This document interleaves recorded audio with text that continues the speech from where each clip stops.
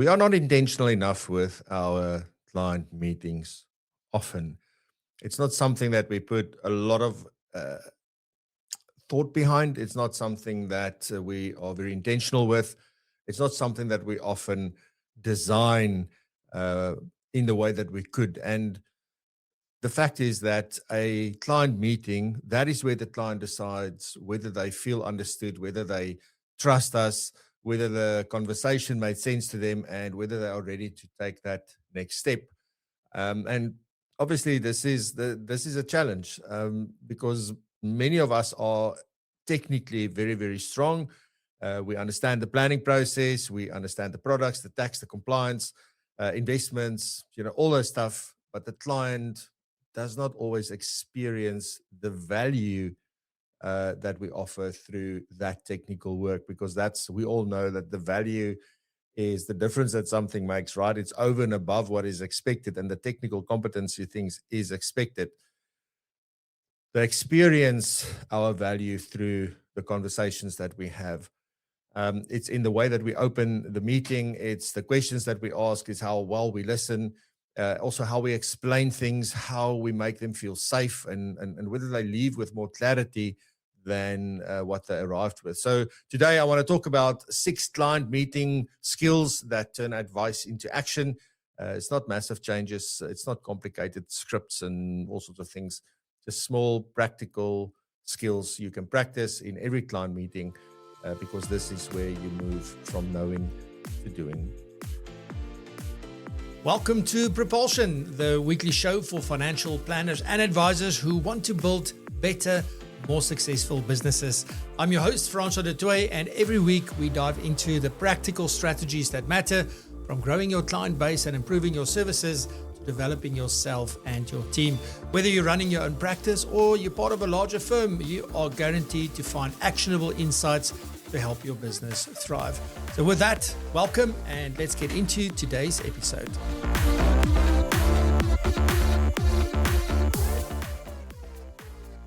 Client meetings are where advice becomes real.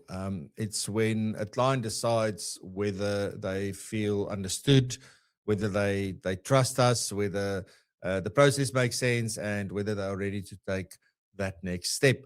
Now, that's obviously talking about this is a new client that we're sitting in front of. But I also often wonder, all our existing clients that's been with us for 2, 3, 4, 5, 10, 20, 50 years, what is their experience in our client meetings? What are they experiencing every time that we meet with them? Is this sort of almost a checkbox exercise for them and just everything's still okay? Yeah, nothing's changed. Okay, let's move on. Let's talk about rugby and all these other cool things. But I think there's a massive opportunity there to create an experience that they often wouldn't expect.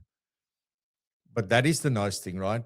Because an experience that blows your mind is exactly that, when things happen that you did not expect. I mean, think about fine dining, right? If you've done a few fine dining experiences, your level of expectations when going to these things are very different from the first time you ever went to a fine dining experience. And for some people, fine dining, they might have thought like, yes, I'm going to get this beautiful plate with all this nice cutlery and it's going to be really nice and everyone's going to be dressed well. I'm going to get a lot of food. And then you get just a small bit of food. And then you go like, what is this? And then suddenly fine dining is not for me, right? Now, I'm not saying that you need to do that in your client meetings, but that is also just sort of proving the point around how expectations really also determine the experience that clients have or don't have from that perspective. So there's a few things I want to cover. There's sort of 6 things I want to share with you today. 6, call them skills if you want to.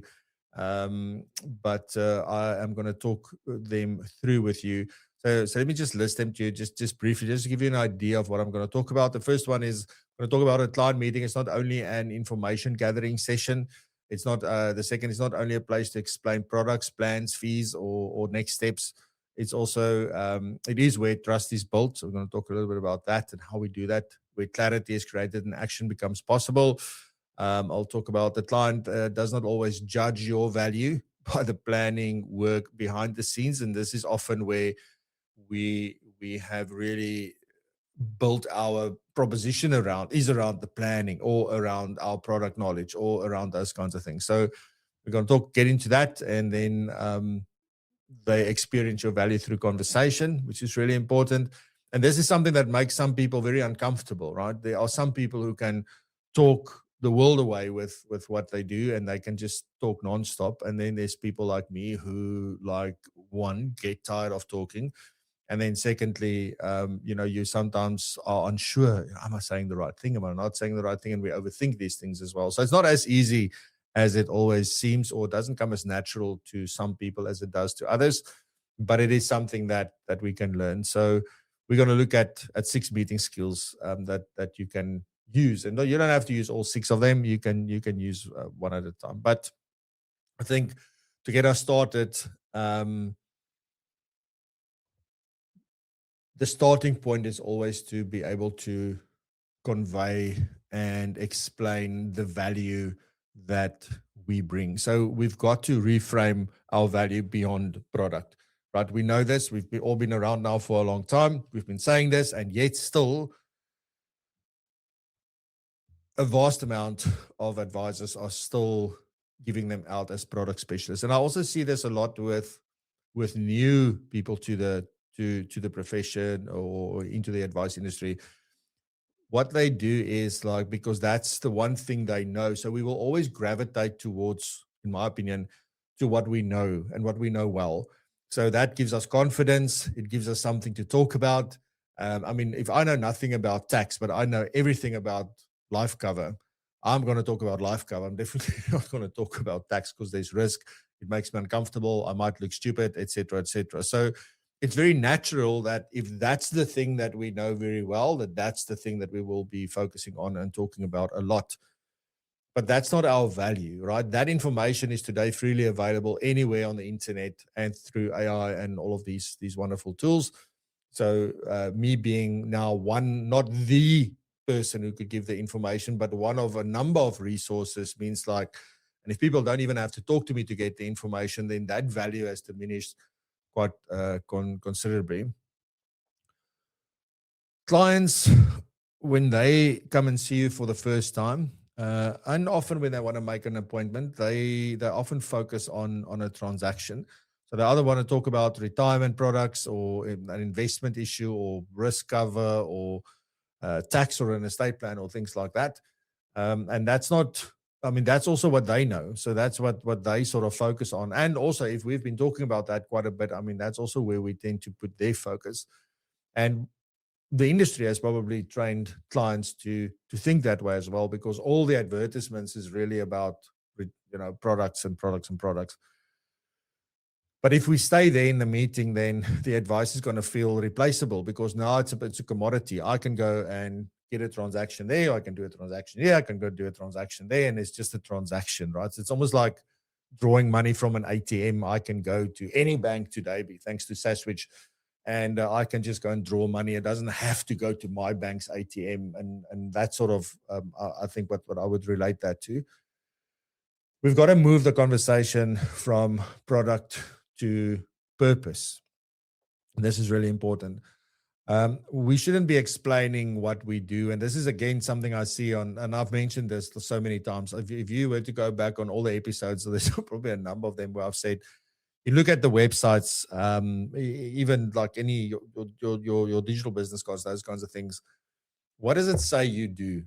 Right? And it says that you do retirement planning, tax planning, estate planning, blah, blah, blah. But it talks about what we do. And when we want to move the conversation from product to purpose, then we can't only explain that. I think it's important to explain that. It's not that it's irrelevant, but we've got to help the client understand why that matters. What is it that they get out of that? What is it that they are really after? And I think if you really look at where the value sits, you're probably talking about, how much confidence do we give them? How clear do we make it for them? Are they able to make a choice? That's really important, because often they will sit there and go like, Francois, I don't know, you tell me, you're the expert, I trust you. And they try and outsource their responsibility of also being part and parcel to that choice that's being made. Also, it could be around control. How do we help them with that they feel in control? They don't feel like, oh, I don't know what's going on. Also, very importantly, is it might give them back time, right? That's really important.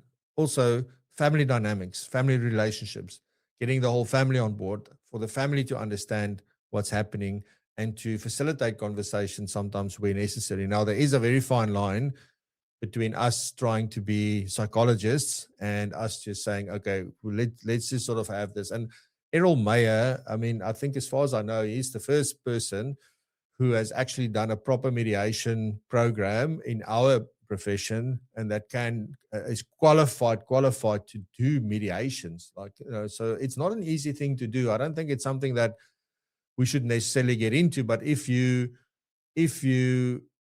notice that here's an issue in a family, right, there is an opportunity to add immense value. And it could be just bringing somebody in to help with that.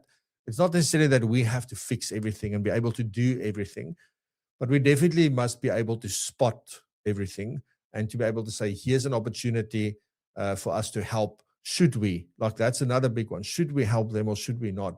Is this more of a risk to me, or is this something that we could help with that will have a massive benefit to the process? And I think most of all, clients are really looking for peace of mind, and that's really what we create, right? So there's so much that we drive from a purpose point of view. Martha Beck, in one of her book, The Way of Integrity, I think it's called, she talks about that there's only 4 things that any human being is after, that we're all looking for. Doesn't matter our backgrounds, where we're from, what country you were born in, whether you're poor or wealthy, whether you're healthy or sick, it doesn't matter. There's only 4 things in all of the research that they've done over many, many, many years, and there's only 4 things. And I think if we think about those 4 things, how do we tie financial planning and what we tell clients to do to that, right? So that's important. And those 4 things, I hope I can remember them all now: freedom, joy, love, and freedom, joy, love, and peace of mind. If I recall correctly, peace of mind was the 4th one. Anyway, so really, really important and something to think about. So how, if that's what we're all after, how does the different things that you do link to that? Anyway, and then also we got to be clear about who we help and what changes for them when we help them. So who do we work with? We've got to be very, very clear around that. What are they worried about? So we talk about the narrative through line. It's sort of a like an elevator pitch, if you will, but for me, it doesn't feel like an elevator pitch, but it is a sort of an elevator pitch. And it's really made up of 4 parts. So the first part is I work with. So it'll say, I work with, and there you've got to be very, very specific. You can't go, I work with individuals. I work with people. Right. You've got to go, I work with, let's just say, business owners, or I work with medical professionals, or I work with teachers, or I work with government employees. And the thing with this is as well, by the way, just before I continue, is that you can have multiple ones of these for your business, because you might have business owners, you might have medical professionals, and you might have government employees, and they are all 3 significant segments within your business. So then you would create a narrative through line for each one of these 3 of them. But anyway, it'll start off with, I work with, and some of you are doing this brilliantly on your LinkedIn headline, by the way. So it'll go, I work with medical professionals. And then there's the second part to this, is who are worried about. And then you can sort of add a negative connotation about a specific topic. So negative emotion, not connotation, emotion. So it might be who are worried. Okay, that's an emotion, to be worried, that they're unable to retire comfortably. So the topic is retirement. And then there's the last half of this conversation goes around, that it's not about, or it's not really about, it is about. So that's the second part. So it's not really about retirement planning, but it is about having clarity and a plan for your life that you know is achievable. So that's the outcome. So we've got to move that. Our value is not doing the retirement plan. Our value is not having just a conversation with you about what you have and what you don't have and what your dreams are and all of those things. Those things are important. But what we're really doing is we are creating this outcome for you. And that's really what it is about for them. Okay, so who do you work with? What are they worried about? What better future are you helping them move towards? And if you can answer those three questions, you make it a hell of a lot easier for people to understand your value, and also we make it easier for them to trust. Okay, so I'm maybe going to give you a few things. I hope you've got a pen. Otherwise, you've got to come back for this. But maybe before your next client meeting, you can just maybe quickly write down, what does this client really want this meeting or from this meeting to help them with? What is it that they want out of the meeting? What is it that they really need help with? And you can think about that. Then, I mean, that's sort of explaining our value in a different way. And then we've got to build trust. This is the second one. Build trust in, obviously, very early on. Specifically, we're talking about new clients now. But we can also reinforce trust throughout with existing clients. I don't think this is only just for new clients. And this has got a lot to do with a couple of things, right? I think first and foremost, clients feed off of our energy and our way of how we show up. Are we calm or are we rushed? Are we present? Are we clear or not? Are we all over the place? They may not see, or they may not say, but they may not say it out loud. Jeez, my words. They may not say it out loud, sorry. Am I safe here is basically what they're asking. Am I in the right room? Am I surrounding myself now with the right person? Is this the person that can really help me get to where I want to get to? So that's really, really important. So they read the room very, very quickly. A very important thing, but something that we often forget, particularly if the client is not a very talkative person, I would say, is that we need to make them feel in the meeting that this is all about them. It's not about us. We typically do drive the conversation. There's an agenda, there's all sorts of things. And we really run the risk of getting so into the conversation that we forget, because there's so much information that we need to relate to the client, right? Like all the compliance stuff and all of that. We have to tell you, we have to disclose this, we have to share this, we have to discuss this, we have to discuss that. So we just rush through things to get it done. And I think, by the way, that is why meetings, the way that we've run meetings from the way we did it in the past to the way we do it now is very different. And also it does matter where you are in your journey, because you might have a big client base who's all very well advised. And basically what you're doing, you're just checking if they are still on track, if anything's changed. So you're much more into maintenance mode than planning mode. Those types of meetings could also be a little bit different. But it's really, really important that we always make it feel that it's about the client. And this is not just, we've got to do these things just to say that we've done them. So make the meeting feel that it's all about the client. And then lastly, just maybe for this part is just, we've got to use clarity, calm, and confidence. So clarity, we've got to explain what will happen and why. So something that I experienced yesterday, which made me think of this. So I went to I don't know what you call them, but anyway, I went for a teeth cleaning. I don't know what you call it. But anyway, and this is something that I'm experiencing more and more and more in places where you say, wow, this is a different experience, where they explain to you exactly what they're going to do before they do it. I don't know if you've experienced this, but this is quite nice, because this lady was explaining to me exactly, I'm going to do this because of that. And then I'm going to do, then she did it. And then she came out, okay, so now I'm going to do this because this is why we're doing this. And then say, okay, so this is what I've now seen. I suggest you should do this, and this is why you should do it. And this is for how long you should do it, etc. So by explaining what is going to happen and why, makes it so much easier for the client to say, oh, I understand. I've got clarity. It also brings calm.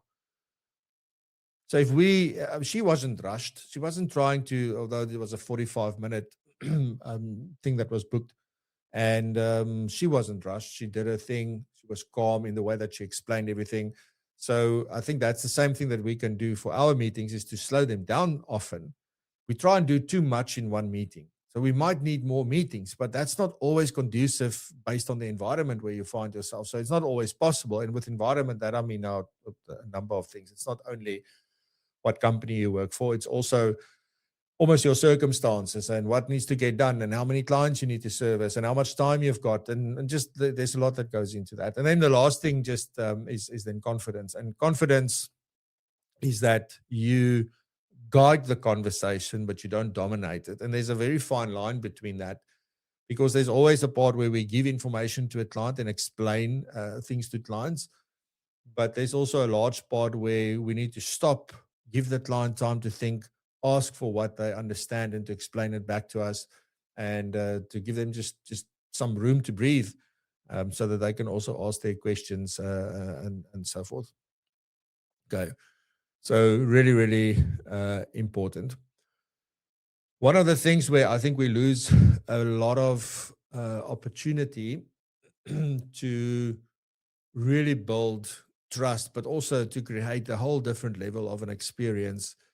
And this is the third skill, is to turn disclosure, and we're sort of getting into some of the regulatory stuff and the compliance stuff here, but to turn the disclosure, your statutory disclosure, into a trust building opportunity, moment, whatever you want to call that. What am I talking about? In most cases, we look at these compliance documents and we go, so sorry, I have to give this to you. I'm so sorry for all the signatures. I'm so sorry. Because we know clients hate paperwork. We hate paperwork. Like we don't like it. But then we also we make excuses for why we're doing these things. But if we take a step back and we just start thinking about, like, what can we do to position this rather as a benefit to the client rather than a nuisance or an annoyance or something like that, how can we do that? And the easiest way is to take this and just turn it into a benefit, because it is a benefit. I mean, we're all fighting now, or not fighting. It's not definitely not fighting, but it is we're all sort of in this thing because there are people who are teaching about finance and talking about finance, and they're not regulated. They fall outside the ambit of the regulation. We are regulated. We have very stringent things that we need to get through, and there's these two things globally at the moment that's going on. I just saw yesterday, a lot of things happened. But yesterday I also saw an article about influencers and stuff elsewhere in the world as well. So these things are they're there, right? So you have something that they don't, and they have something that you don't, right? But we can't focus on the things we don't have. We must focus on the things we have, and this is to take that disclosure, to take the compliance and position that all as a benefit. Often we just email the statutory disclosure to a client and says, this is some important things that you need to know about me. Some people will discuss it with the client. Other people are more like, they make a nice video that they send to the client before the time where they run them through the disclosure. However you do it, I think what you shouldn't do is, make it feel like admin, and just say, I'm sorry for this, I'm sorry for that. Don't do that. We've got to make the shift from I have to tell you to this protects you. I think that's a massive shift that really, really helps a lot. Just think about the disclosure letter, right? And one of the easiest things to do is to go, because you work with someone like me, you have these kinds of protection. So it's a benefit to you, the fact that I am licensed, because it means there's very stringent fit and proper requirements that I need to go through. Even for somebody who's under supervision, it's a great benefit. See, I'm under supervision. So yes, the trust equation, I don't have the credibility yet. I don't have a track record yet. I'm reliable, but, and I do focus on you and I worry about what's best for you. But I also have somebody looking over my shoulder for me that's got my back, that's also looking at what I'm doing for you. And they are very experienced and they are going to show if we miss anything. So you don't have to worry about that. We do have a second pair of eyes, on the plan as well. And that's a massive benefit. A lot of people say, I'm on the supervision, I'm, but it's okay. We try and make light of it. We should actually highlight those kinds of things. Your qualifications, what you are allowed to give advice on and what not, So at the moment, I can help you with this, but I can't help you with that, because that also comes through. And then when we get to the latter stages, and then there's obviously fees and also other things. But then we also get to the part about the ombud and, if there's a problem. Now, we often say, if you ever have, not that you will ever have a problem, we've never had a complaint from a client, but in the event that you do, rather than just confidently saying, if anything goes wrong and you're unhappy about anything, you have recourse. There is a process in place for you to do the following. And here is what you get, because you work with someone like me, because I'm a licensed professional, because there's all of this regulation to adhere to, you are protected. Okay. And that sets you apart from anyone else just saying, I'm so sorry for this, or, here's a document that nobody even looks at, etc. So do that. I think it'll make a massive difference. And you can do that with any of the compliance parts. That's part of it. One thing that Anton and I definitely agree on very much is that compliance isn't an after the fact activity. It's not a separate process. It should be integrated. It should just be part of how you work. So you get clients to sign documents throughout the process and not all at once at the end. For example, you discuss things throughout the process and deal with them throughout the process and not at the end. So that's what we mean with integrated. So you use that as the baseline for designing your process and for creating your client experience as well. So use those things as a benefit and not as I'm so sorry for all of this admin kind of stuff. Okay. Excuse me. Then the fourth thing I want to talk about a little bit is ask an opening question that creates an anchor. Now, what does that mean? And this is, when most people, when we start off a meeting, a new client specifically, we often start off with, so what brought you here today? What can I help you with today? What's top of mind for you? And, what can we help? What can we help with? That's sort of how most of us will open a conversation. And this is what people expect. Even when you go see the doctor, they go like, why are you here? What do we help? What's wrong? So that's sort of their opening response. And we all do that. It's very natural. We see it everywhere. We experience it everywhere. So we're fine with it. But I think if we can start off the conversation with a more powerful question that the client can then answer, it's an open question, so they need to answer that. It's not a yes/no question, and we can then use that answer to anchor everything else we're going to do. So remember, I said we need to explain what's going to happen and why it's going to happen. This provides an anchor for that. To that we can come back to and make sure that the client understands. And we sort of then break the process into these little chunks. And every time we start a new chunk of the process, we can refer back to this.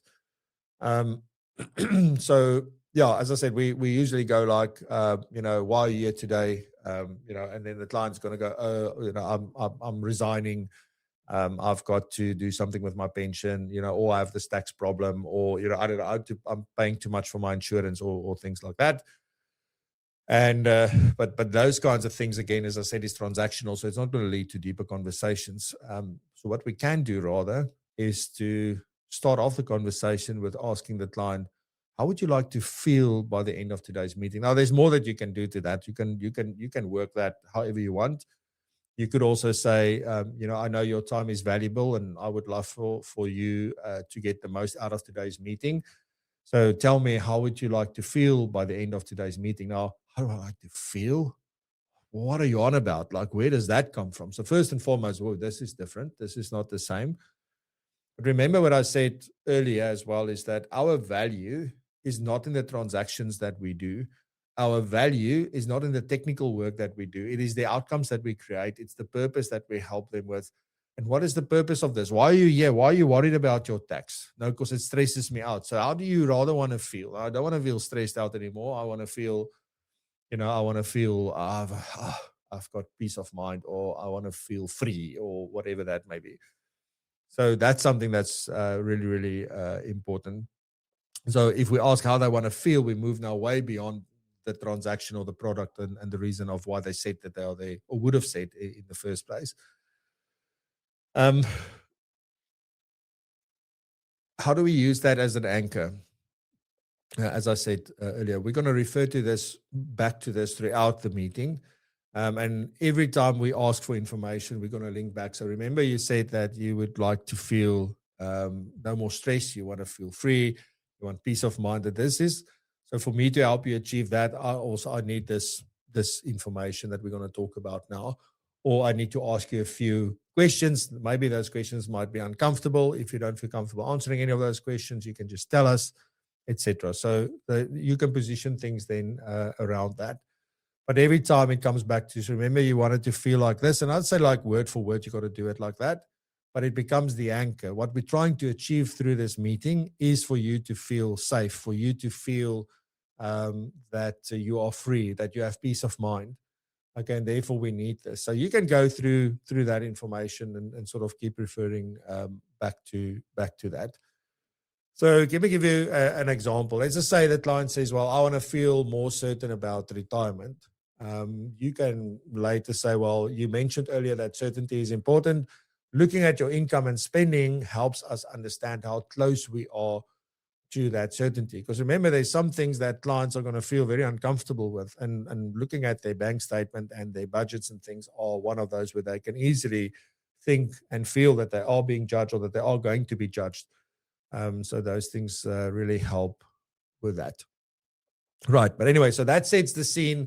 It gives us an anchor point. And then we can sort of maybe get into the conversation where we're now really getting more information. And again, fact finding is one of those things that are, I think fact finding is, there's two sides to it. There is the hard facts, I have this, I don't have that. And then we have the softer side of it, where this is more about their goals and aspirations and fears and the deeper conversations, what motivates them, etc. So if we think about it from that point of view, it's not only that we're gathering information, but now we often use a form for this, right? So there's a form. We either send a form to a client to complete, or there's a link where they go onto a portal and they complete the things, and it's all great, but it creates a certain level of experience. And it's sometimes annoying, like how many more things do I still need to fill in, right? So I think what the fact find sometimes does is that if we're not careful, is that it can break the connection that we have and that we've built up until now. So everything we've done up until now has been building connection, building rapport, building trust. And now suddenly we put something in between us, because that fact find is often, specifically if you sit with the client and it's an actual form that you complete, I mean, you are looking down more than you are looking up because you're making notes, right? I think today we are in a fantastic position where we have, obviously, we can record meetings and we can have transcripts and all sorts of things that really helps with that, so that I don't need to worry. I think the other thing is just think about why are we writing things down? What does it tell our brain? Is that this is not important. Like, because why do we make to-do lists? It's because I don't want to have to remember this. Well, maybe worried that I'll forget, but it's exactly. So I don't have to remember it. So I write it down. So that I don't have to remember it. So I can just look at a list later and say, okay, I need to do this, right? So also writing things down, the brain doesn't listen as well as what we maybe do when we are intentively listening and really engaged in the conversation. Also, when we're busy with these forms, filling in and asking clients questions about it, and some people are very good at it. I remember when I was a BC, we also had these forms and things that I used to use a lot in the beginning. And then I started I know the form, I can see the form. If I close my eyes, I can see it. And then I would just have a piece of paper and I would just ask questions, have a conversation, just make a couple of notes just on a piece of paper. But in your head, you follow a process. And I think that's more why we do forms.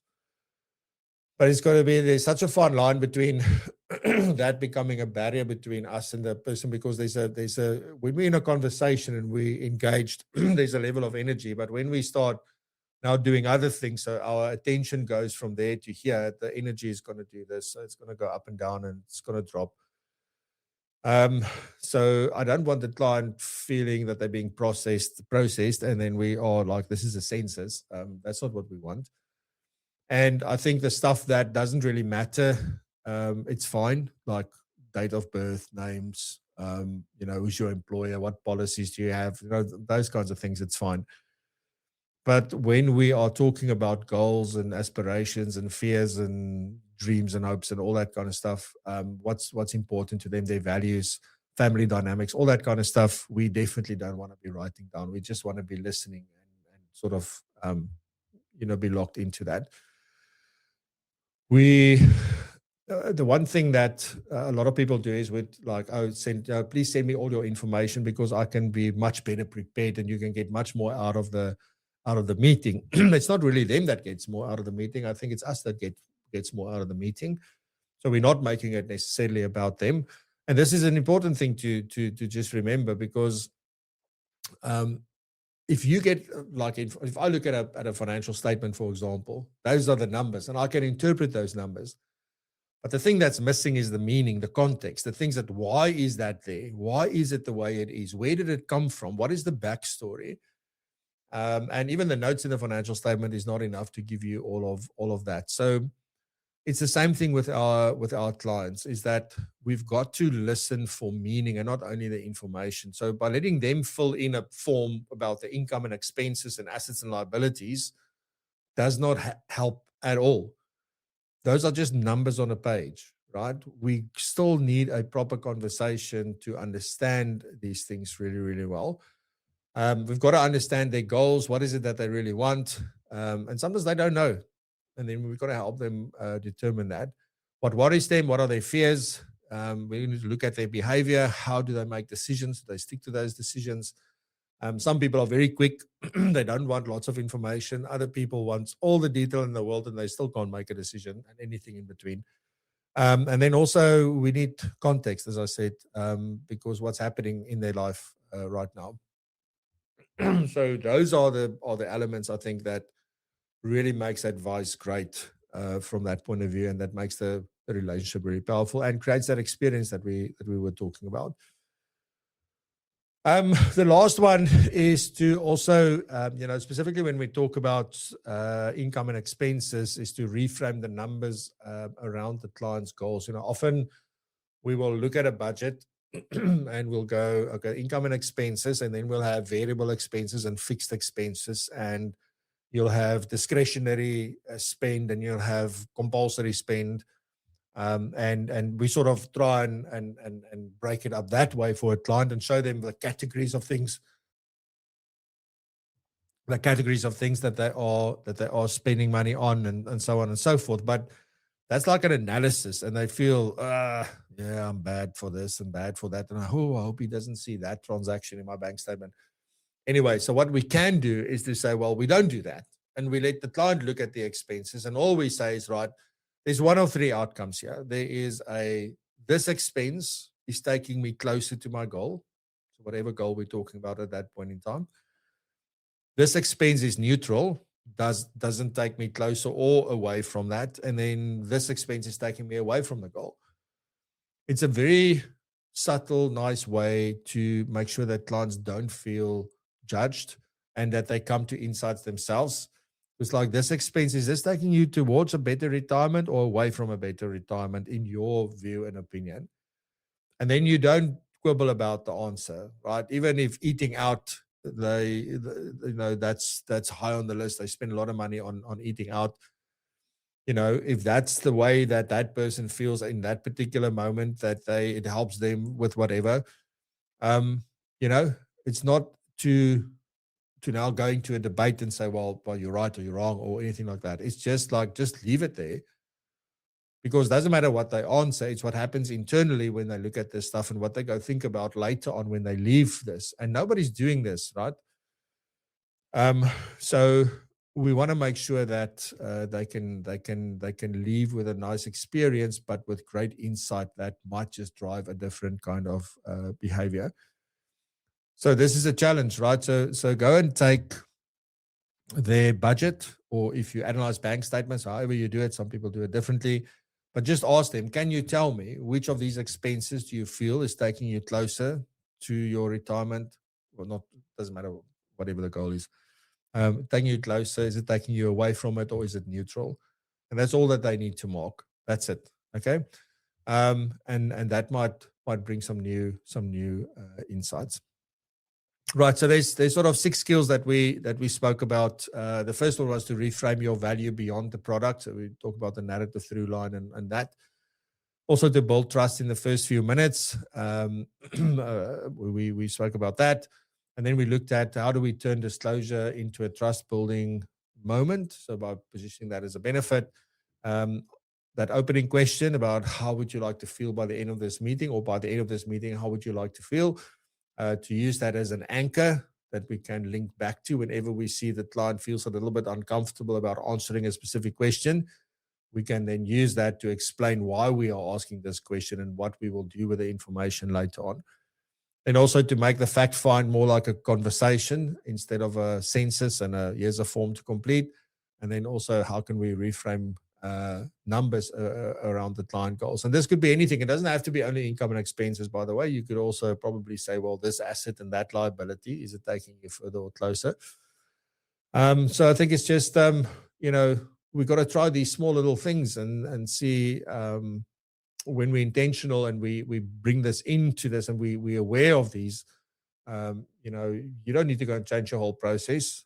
But if you choose one of those and say, well, let me just do the let's say the income and expense audit sort of approach, and just see what conversations come from that, what insights come from that. Just try it. Right? I don't think there's really a risk there. So, but try some of these things. I mean, there's many more to this. This is just like a couple of the things, but definitely some things that you can go and use in practice. I think the quality of the client meeting will definitely decide whether advice becomes action. So whether they really commit and whether they really do what they need to do. So yeah, let's see how we can level up those client meetings. Good stuff. All right. So next week, we have a guest. Next week is the 22nd. Yes. So the 22nd, Navashan Pillay. Woodley Pillay. Now I can't remember his name. Oh, Navashan, you got to kill me. Anyway, we've got Navashan here next week, and we're going to talk about cyber. So cybersecurity and anything cyber around your business and your practice, particularly in a South African context. So looking forward to that conversation. He's a specialist in that area. So looking forward to that conversation. But yeah, until then, and the week thereafter, we've got Derek and Adam here, Derek Notman and Adam Holt. And the week thereafter, I can't recall who's after that. But we'll tell you who's going to be our guests. We've got a few phenomenal ones lined up. But on that note, thank you very much for being here. Thank you for listening to me. And I wish you a fantastic weekend. Stay safe, be blessed and prosper, and stay curious and continue to raise the bar. All righty. Thank you very much. Love you. Bye-bye. Thanks for joining us on Propulsion. If you found value in today's episode, then there's plenty more where this came from. You can find all our previous episodes right here on the podcast, as well as on our YouTube channel. And talking about the YouTube channel, we go live every single Friday at 8 a.m. until 9 a.m. and we host many different guests, and we also talk about very interesting topics. And on the live show, there's also some incredible segments hosted by some of the most well-known and influential financial planning professionals. So you are most welcome to join us every single Friday. Put it in your diary and we will see you there.